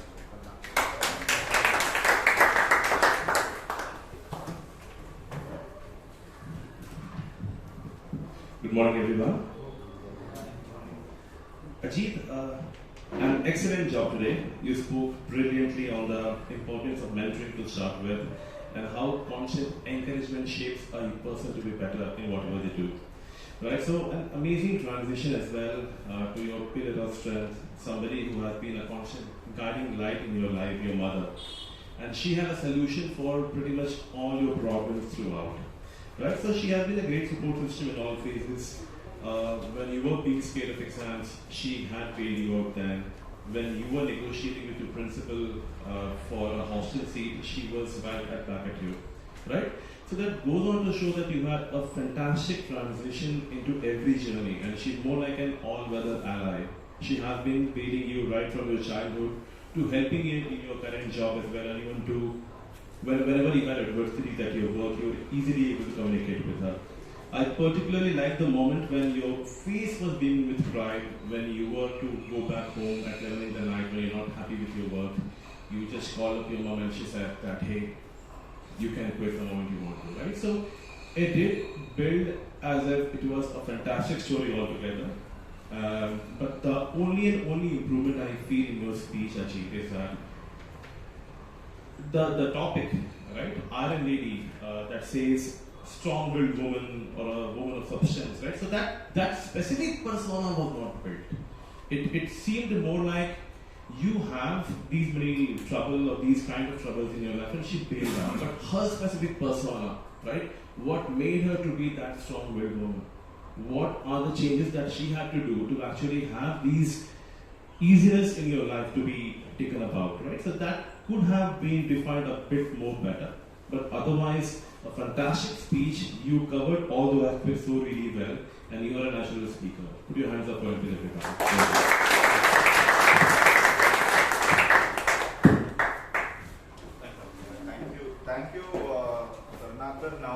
as a general evaluator, it's my responsibility to evaluate the evaluator, not the speaker per se.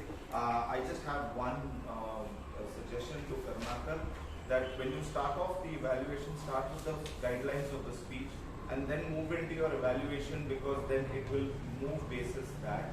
I personally also think that content is something that is subjective. People can do it, but as long as the person moves along with the guidelines of the speech, that is the more important aspect. And starting off with that would really help even the audience understand where your evaluation is coming from. So that's the whole thing. Please give the speaker and Karunakar a big round of applause. Now moving on to speaker number 2, Abhay Kothari, and he was evaluated by our very dynamic Vijay Kalgundri.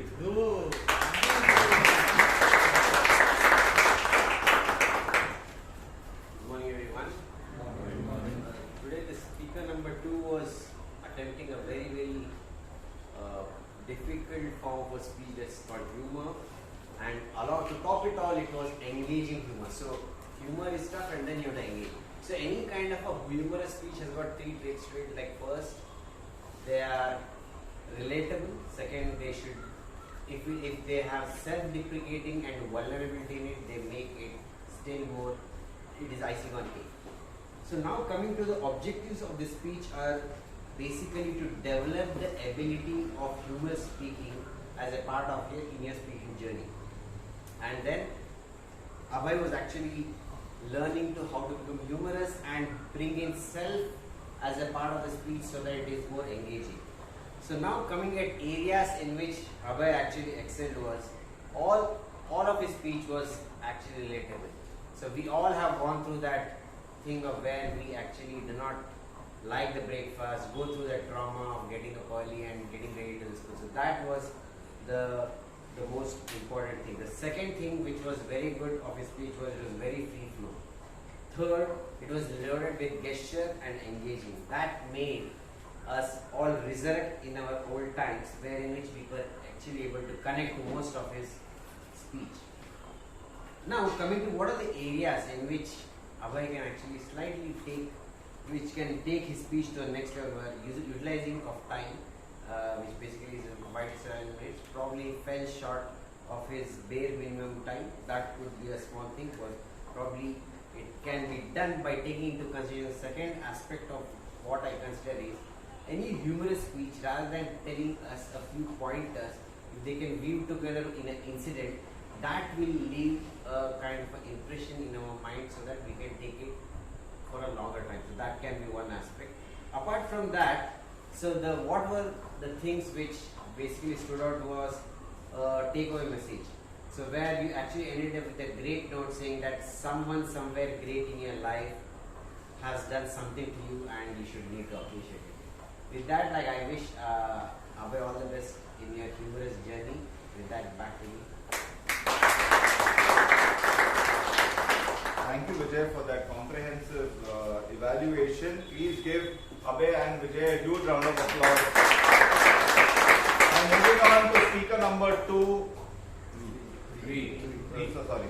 The speaker number 3, Bruno DSouza, renamed Horror King of our club after the speech, is going to be evaluated by Vivek. Please give him a huge round of applause. They say good humor is a tonic for body and mind. And Bruno was attempting a humorous speech. Humorous speech is at least several notches more difficult than a normal speech. I would say it was much more difficult for him for 2 reasons. One is attempting a humorous speech when your son is sitting in the audience is a bit difficult. I would find it very difficult. I would have asked him not to come. The second thing is this time it's much tougher because you have a TOD who's humorous. So the whole atmosphere is humorous. Then you bring in a humorous speech, it's much more tougher because people already have a very high expectation, and from there on to move on, it's very difficult. So what I really liked is in Bruno's speech is ability to tell a story that was filled with anticipation. But every part of the story was, oh, what is coming next? What is coming next? And this humor was relatable. If you see the ghost between Western ghost and the Indian ghost, it was so nice. I mean, that's when the laughter was just went over the roof. We could all relate it, right? Because we see both Bollywood as well as Hollywood movies, and it was very relatable. But what is perhaps expected in a humorous speech is to set the ball rolling as soon as you come. If you cannot, set the stage on fire with humor and then leave the stage. Both did not happen. It should be that something has to be told and you should walk away from the stage and people should continue to laugh till you at least go and sit. Now, how could you have done it? You could have not told about why the lights were going on and off in that corridor and why the platform was empty. That could have been kept at the end. So then maybe some laughter would have come because of your foolishness or your self-deprecating. But yeah, that's something which you can try. All this are very difficult, I would say. Humorous speech is something which I should not evaluate. I barely have one. But anyway, finally, I should also have a special appreciation for Bruno for this kind of a speech, because humorous speech, when you are desperate, you introduce misogyny into the whole concept. He did not. It was just original without any misogyny. That is really good. So good humor is a tonic for body and mind, and it was a good topic. Right.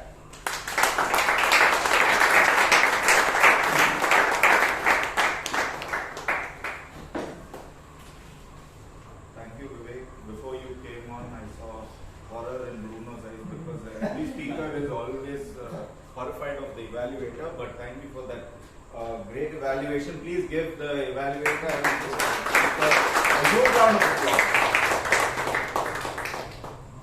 Now, we had our table topic master who filled us with this one question of why, which we continue even after we go home as to why this happened. Right? So we had Puneeth Suraana as the table topic master. He is going to be evaluated by Shashank Bhat. May I request Shashank Bhat to please.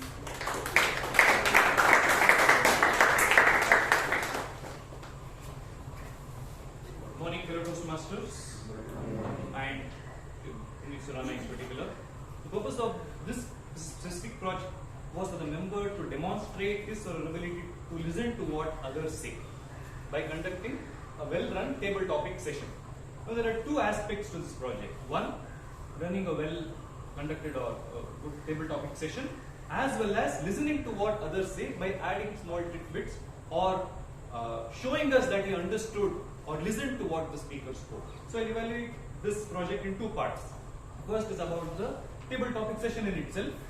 How do you think the session was? Were the topics easy? Yes.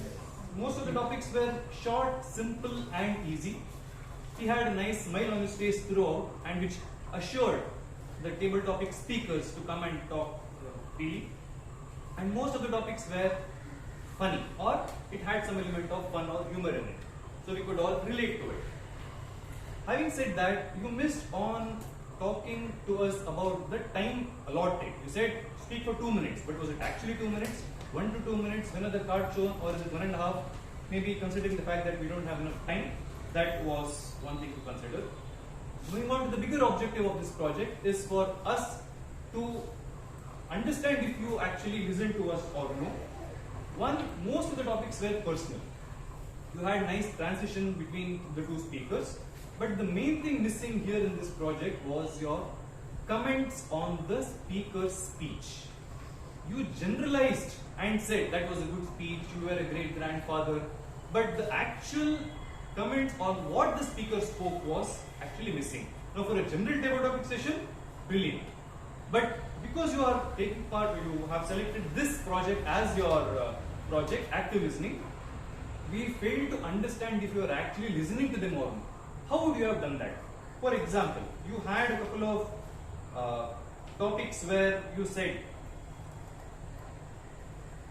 do ghosts exist? You generally spoke about horror movies and you praised and chanting, very good. When Ratan spoke about how airplanes fly, you emphasized on RCS, very good. And when Joe spoke about the book of Y, you touched upon the book of Y, well done.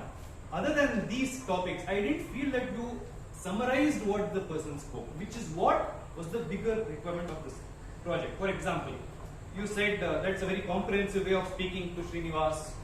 You said, where do babies come from? Alok spoke about hospital, playing outside, Bombay, mothers. Just touching on what he spoke would have assured us that we listened to him. When others, for example, Srinivas spoke about how do people die, simply said such a reassuring conversation, right? So, summarizing what the person spoke was the bigger picture in this project, which you failed in most of the speakers' evaluation or comments. But other than that, well done, well run table topic session. Comments after each project the speakers were using.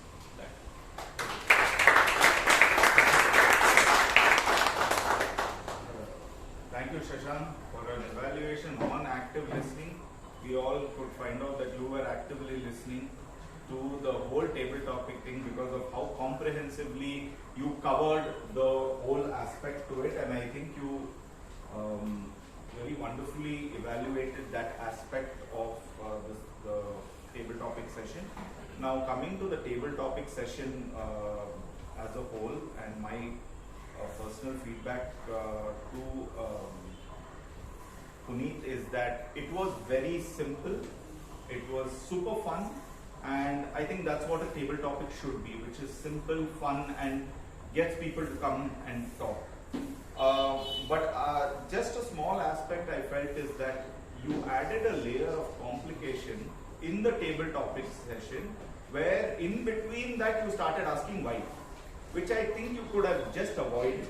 The thing is, at the end of it, you want people to start speaking. They are first of all trying to think about how they are going to talk to a 10-year-old, and then you add a layer in between saying why, and I think you disrupted their flow of thought, and I didn't think it was required. Also, yeah, that was especially, and you did it for some you didn't ask, some you did, and you just introduced it in the end. That I felt you could have avoided. Also, awareness of time. When you conduct table topics, you know how much time you have to conduct the table topics. What I would have done is, if it's 2 minutes and then I realize I am overshooting time, I would cut short the time, saying 1 minute for the rest of the speakers or 1 minute throughout. You either do one of them, because nobody likes to get delayed, and then you had a comment which was like, how long is this going to take? That's not how you would want to end a very nice, entertaining table topic session. So, but apart from that, for a super simple, fun table topic session, please give Puneeth a huge round of applause. Now coming to I personally feel the real rock stars of this meeting are the timer, our counter, and the grammarian. So may I request the timer, Mansi, to give her report. Good morning again. We mostly did. Can I ask you so people can see you, and please give a big round of applause. Good morning, everyone, again. This morning we mostly had very nice dried fruits. Some were a little bit raw, starting with Toastmasters Abhay Kothari, who was 4 minutes 38 seconds. Toastmaster Ajith, whose table topic was for 47 seconds, and Toastmaster Hitesh, who was doing it for the first time today, but his table topic was also for 47 seconds. There was only one slightly ripe breadfruit, and that was Toastmaster Puneeth with 40 minutes. That was the table topics. But the rest of it was great. Thank you. Thank you, Mansi. Now may I call on Sampath from the Arka counter to give the report.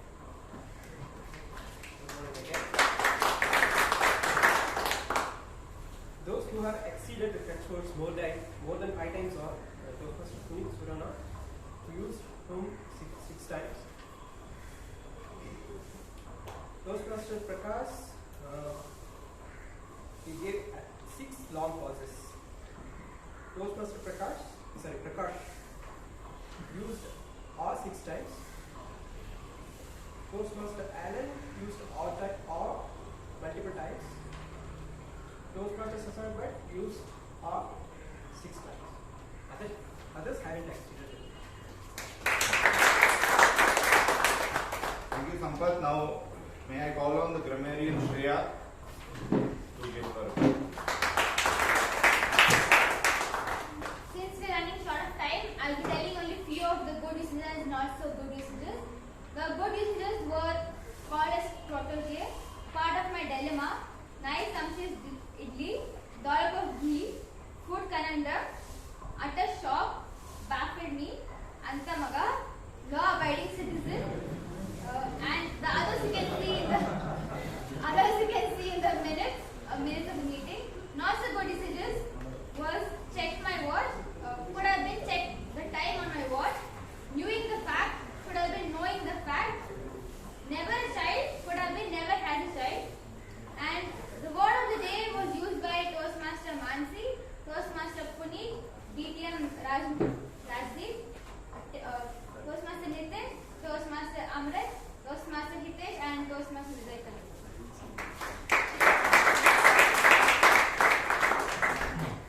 So anyway, that concludes my general evaluation. I always say this, but towards the end, I always say that everyone gets to I get to evaluate everybody, but nobody gets to evaluate me.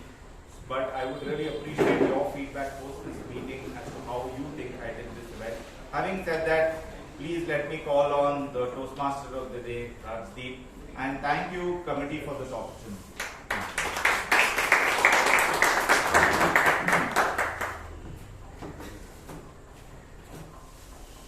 Nobody gets to evaluate you, Alan. I think so. We'll evaluate you now for 10 minutes. We'll call for me. No. But I think so. You did a fantastic job. Please give him a big round of applause. As you know, the theme of the day was, for every low moment there's a triumphant breather. There's a nice poem I want to read out before I leave the stage. When things go wrong, as they sometimes will, and the road you're trudging seems all uphill, when problems press you down a bit, rest if you must, but don't you quit. Don't give up though the pace seems slow. You will succeed with another blow. Failure is success turned inside out, the silver tint in the clouds of doubt. So don't give up when you're hardest hit. Rest if you must, but don't you quit. This was by the famous poet Rajdeep Manwani. With that wonderful poem, let's go to the president. Can I shake hands with the president? Yes. Is he there? Thanks so much for coming up. It's also her birthday, so can we wish her Can we all sing for her, please? Happy birthday to you. Happy birthday to you. Happy birthday, dear Priyanka. Happy birthday to you.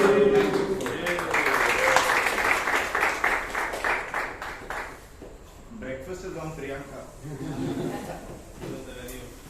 Thank you everyone for such wonderful wishes. And thank you so much, Rajdeep sir, for taking the entire meeting so wonderfully and making this a memorable one. Thank you so much. Let's give our Toastmaster of the day, Rajdeep, a huge round of applause. I would like to thank every one of you, all the role takers, speakers, every one of you, to take your time and make this meeting, an outdoor meeting, a memorable one, something that we tried differently. And thank you all for coming over here. Let's give ourselves a round of applause. Now, the voting link has been shared to you all, and the password is 7737. I'll give you all 10 seconds. Why? In the meantime, I would like to invite our guest, Toastmaster, Sunil, to please share a few words about your experience coming here.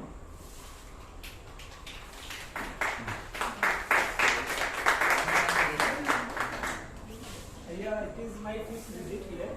So I started in January, a month, and continuously missed it 3 Fridays. Then somehow I get discouraged because it was a long pipeline to join as a member. Then again I resurrect myself and with some of my friends here to again visit often. So I again started visiting the club because it was fun, networking, and a lot of things to as a takeaway for me. Thank you. I hope you all are done voting.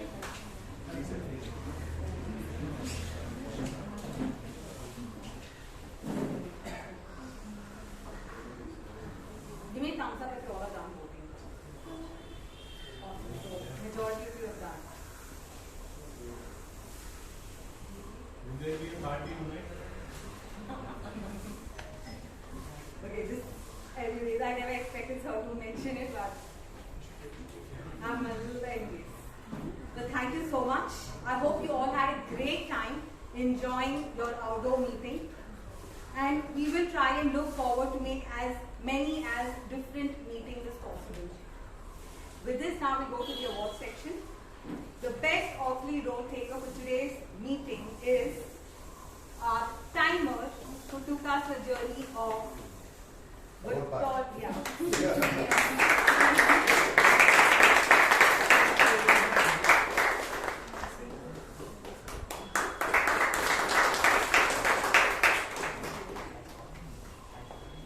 The best role taker award for today's meeting is none other than our Toastmaster of the Day, distinguished Toastmaster Rajdeep.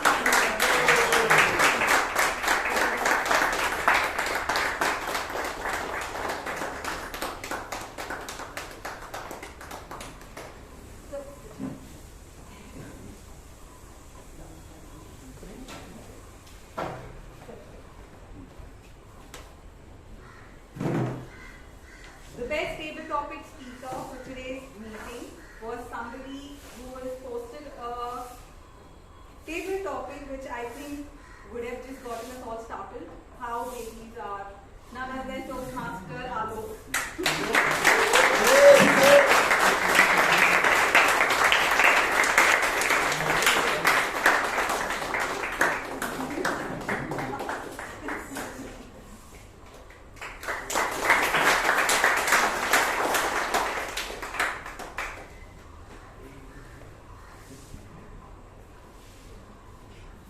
The best evaluator for today's meeting goes to Toastmaster Vivek Vijay.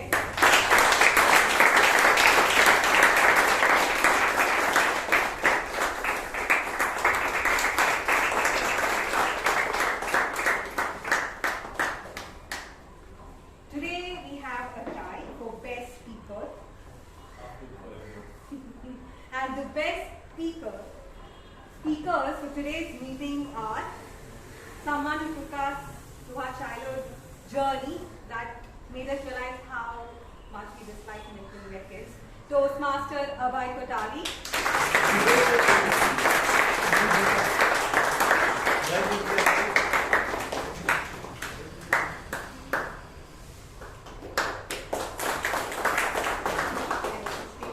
And someone who took us to a haunted story, none other than Toastmaster Bruno.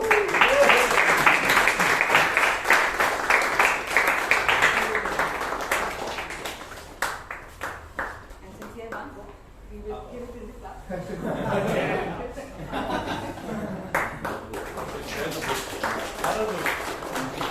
Arka all going to please join me on the stage.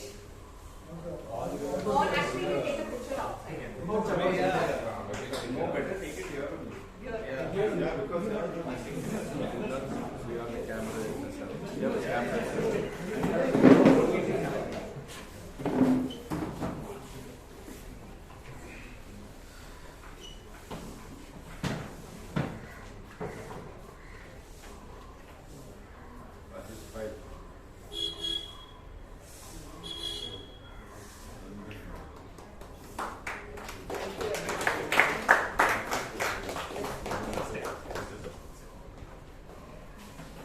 Thank you everyone, and with this, without any further delay, We'll take a photograph outside. Yes, we'll take a photo outside and breakfast near the food truck.